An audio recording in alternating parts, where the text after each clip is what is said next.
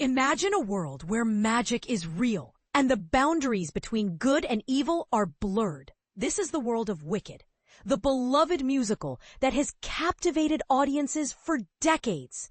And now, director Jon M is taking us back to the land of Oz with the highly anticipated sequel, For Good. But here's the exciting part.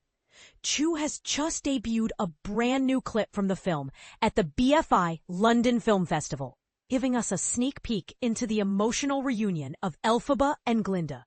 The clip shows Elphaba, played by Cynthia Erivo, visiting Glinda, played by Ariana Grande, on her wedding day.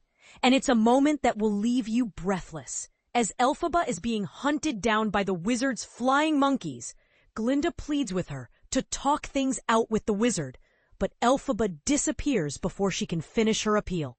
This is just a glimpse into the magic of For Good, which promises to be an unforgettable cinematic experience. But what's even more remarkable is that Chu has chosen to use real, physical makeup and hair for the characters of the Tin Man and Scarecrow, rather than relying on digital effects. By the way, wait until you see the Tin Man and the Scarecrow, Chu teased. These are not digital effects. These are real, physical makeup and hair, and it is extraordinary. This bold decision is sure to spark a lot of debate among fans and critics alike. Some might argue that using practical effects is a more authentic way to bring these characters to life, while others might prefer the flexibility and convenience of digital effects. But one thing is certain, the end result is going to be nothing short of breathtaking. And this is the part that most people miss. The song For Good is not just a beautiful melody, but a deeply emotional and intimate moment between Elphaba and Glinda. Chu described Erivo and Grande's performance of the song as the most beautiful, emotional version of it I've ever heard in my life.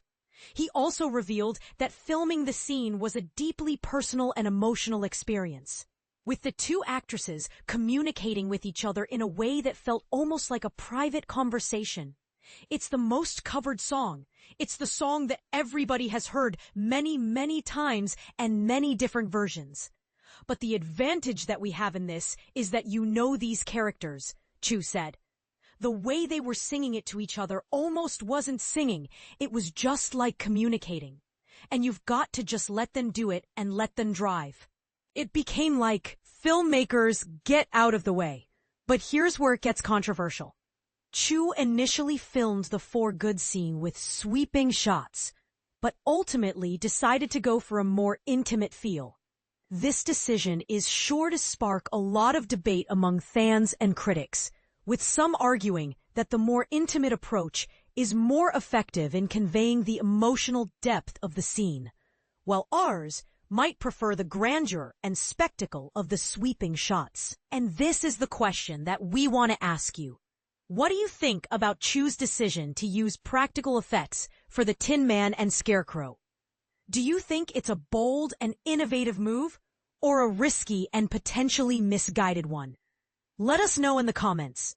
Meanwhile, Wicked and Wicked for Good were shot back-to-back in the UK, primarily at NBC Universal's vast new Sky Studios Elstree facility. The first Wicked film was a massive success, earning over $750 million at the box office and becoming the fifth highest-grossing film of the year.